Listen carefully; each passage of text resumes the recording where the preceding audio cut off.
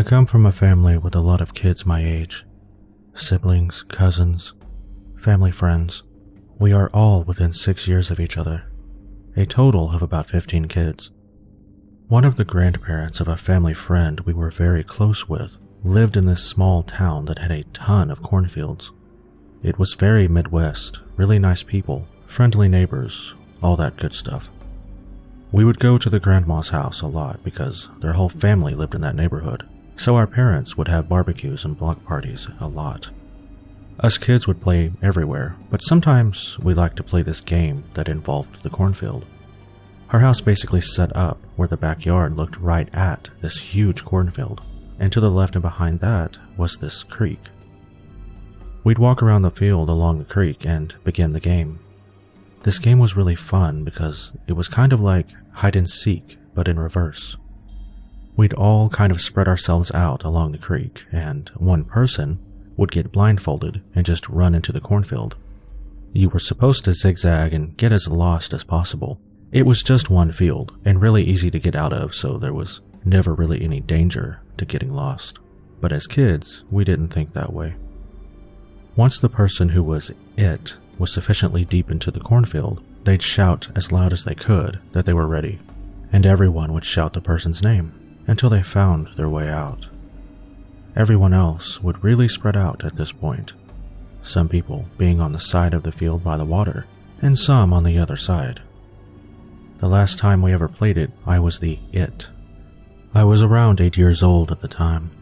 I could hear people shouting my name, Catherine, Catherine. I was laughing, running towards the voices of my family. Even though the point was to get out, it was still fun, kind of running aimlessly towards different voices in the field.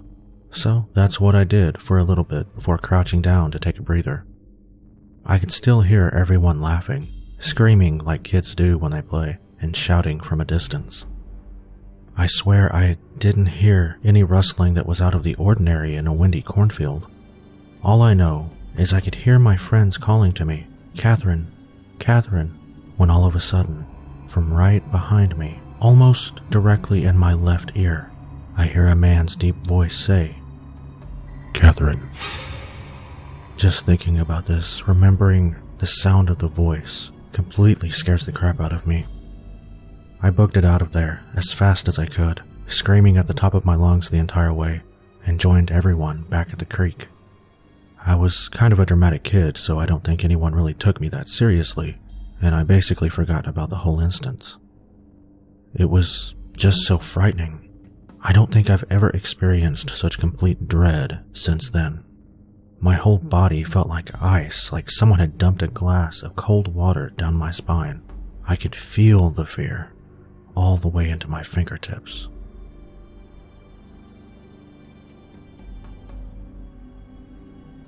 Near where I live, but far out into the sticks, there's a glorified gravel path in the woods called Rube Hill. It runs maybe 3 miles long, and only a half-mile of it is paved. On the south end is the pavement, with a few old but otherwise normal houses dotting it. Deceptively average at that point. Then the houses end, the pavement ends, and the gravel road shoots up a steep hill. It's not taken care of at all. The gravel is piled up in potholes, so unless you're driving a nice off-road vehicle, you'd want to take it easy. So since you'd need to drive slowly, you'd get a nice clear view of the handmade signs nailed to the trees, with messages like, no trespassing and we are watching you. At the top of the hill, the road winds lazily for a little under a mile before diving back down the other side of the hill. The gravel is in equally crappy condition on this side. After you reach the bottom of the hill, the road cuts straightish for about a mile through cornfields before intersecting with another road.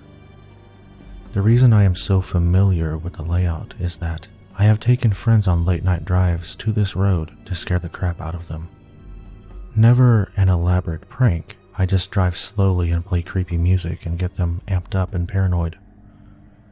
I always made sure to talk about the meth heads in their labs out there too, and how the sheriffs try to avoid going out there because it's dangerous. I figured it was bullshit, just stories, but I think now there's an element of truth to some of the rumors. I was with my friend Aaron one night, and we decided to go on a late-night drive to Rube Hill to freak ourselves out.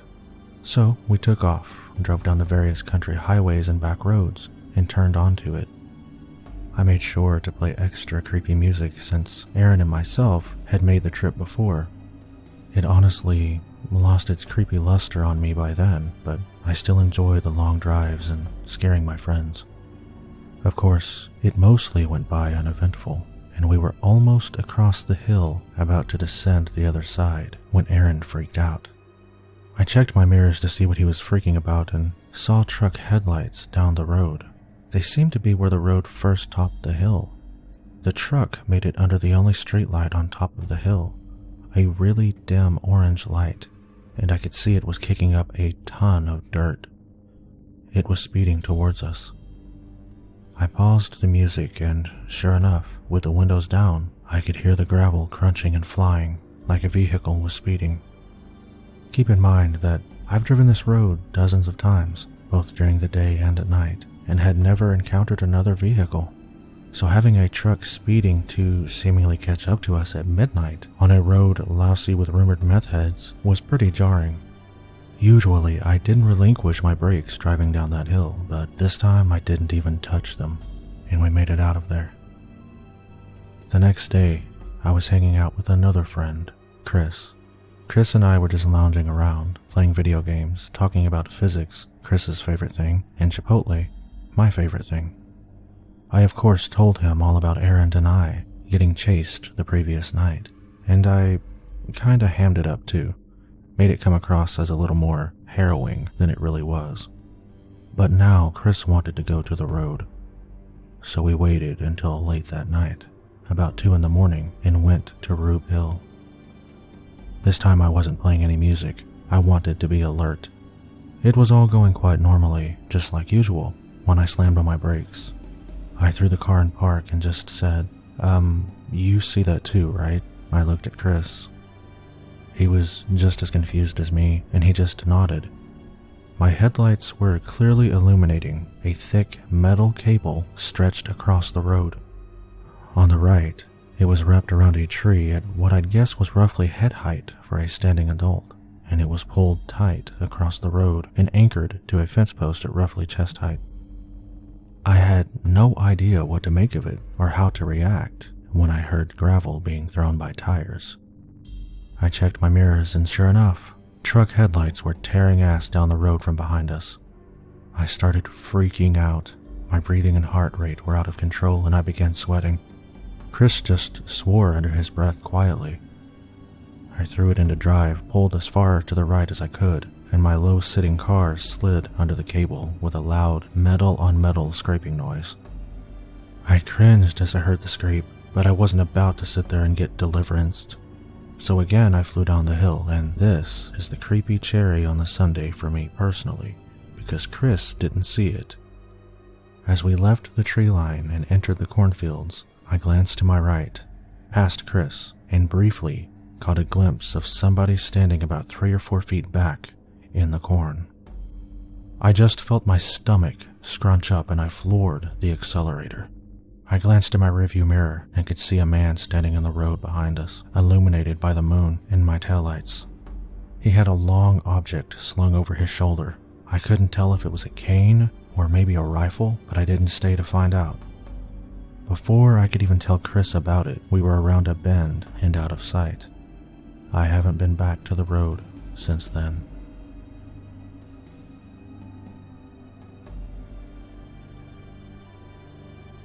One of my best friends from when I was 14 was Matt. His family lived out in the country on the corner of an intersection adjacent to miles of cornfields. It was right on the edge of going out into the middle of nowhere. They had a wooden fenced-in backyard with a barn they used to store everything for their lawn and garden.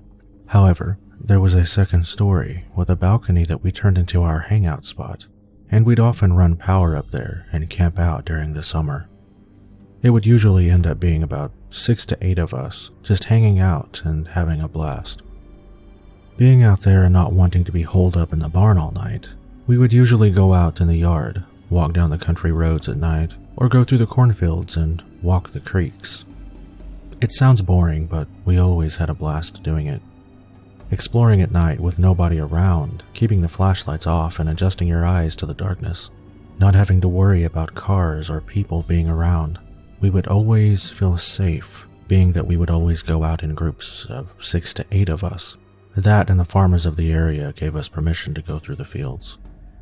So one fall night, after the 6 of us got bored of playing video games for hours on end, we decided to go walk through the adjacent fields. It was around 11 p.m. when we decided to head out, so we threw a couple flashlights in the backpack and headed out. It was a nice cool night. The moon was just a sliver, and the sky didn't have a cloud in it. It was perfect. We trekked through the first field, just laughing it up and having a great time, but all of our cheer would soon turn to absolute dread. There was a creek and a ravine dividing 2 of the fields that we followed, getting further and further until Matt's house was on the horizon. At this point, we had been walking for about an hour and a half. It was going on 12:30 a.m. We decided we would walk a little further and then turn back, something we all greatly regretted. As we made our way down the creek, we noticed what looked like a stump on the other side, way up ahead in the field, maybe about 20 feet away from the creek. It was odd because we had made this journey dozens of times and there was never a tree, let alone a stump, in that field. As our curiosity piqued, we decided to check it out. It was still about 100 feet up to the creek. The first 2, Chris and Mike, jumped over the creek, and right as Matt is getting ready to jump, my heart sank. The stump moved. As soon as I blurted out, "Wait, it just moved," it stood up. The silhouette of a man standing in the field in the middle of nowhere was now facing us. We were all frozen. Chris and Mike jumped back over to our side of the creek, and we slowly started backing away, not looking away from the figure. It stood there for about a minute, which seemed like an eternity, then started off in a full sprint on the other side of the creek, heading right for us. We instantly turned around and ran as fast as we could away from the creek to the road and went straight for Matt's house. We could vaguely make out glimpses of it from the road, just waiting for it to jump the creek and catch up with us. The adrenaline had my feet moving so fast, it felt like I was floating. As we came up on the last 4th mile stretch of road before making it back, we noticed the figure had stopped, barely making out his silhouette across the field. We ran around the back of Matt's house and went straight to our loft in the barn, locking the doors behind us. A huge sigh of relief filled the air. We were safe. Shaken, we all couldn't wrap our heads around the fact that there was some psycho just crouching in a field in the middle of the night. We finally started to calm down and relax a bit, being too afraid to leave the barn. We just decided when we had to piss, we'd piss off the balcony. As the night went on, around 2:30, Mike went to go do his business. Not 10 seconds later, he came bursting back in, his face pale white. He's walking through the neighbor's backyard. At this point, I seriously thought we were going to die. Why is he following us? Why is he so persistent on finding us? What does he want? We quietly made our way down the stairs and got to the door.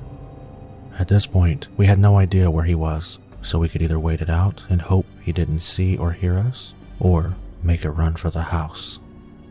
We all agreed that we would be much safer behind the deadbolt of a house versus the small lock that could be kicked in on the barn. So we ran for the house, key in hand, ready, praying it wouldn't get dropped on the way. Shortly after we all piled in the back door, we all stood silent as we heard the gate to the fence creak open. After hearing silence, we slowly crept into the house, trying not to make a noise. Matt made his way to his parents' room as we stood still in the kitchen, peering out the window to the backyard, unfortunately, only seeing darkness. We woke his parents, told them everything, and they instantly called the police. As this was going on, we all listened in horror to what sounded like something demolishing the barn. We all hid in the living room, hoping this freak wouldn't break into the house before the police arrived. After what seemed like forever, the police showed up and stormed the backyard. Whoever it was that was after us was now gone. The barn door was kicked in. The hole upstairs looked like a tornado went through it. And creepiest of all, the back door handle to the house had been smashed off. Thank God for the deadbolt, or we might have been hanging on meat hooks by daytime. We never slept up there again, never went on night walks, and never returned to those fields. Matt's family moved a few years later, and I've never gone back to that area. They never caught the guy, and we never saw his face. I think about it all the time. It just gives me a chill every time I think about the fact that he wasn't caught. He could still be out there. I'll never understand why he was crouched in that field in the middle of the night, a good mile at least from the nearest house, and what caused him to snap and want to get us so badly. I really wonder if it was someone drugged up on PCP, but how did he end up there? There are so many questions that I'll never get answers to, and knowing he wasn't caught is the worst part.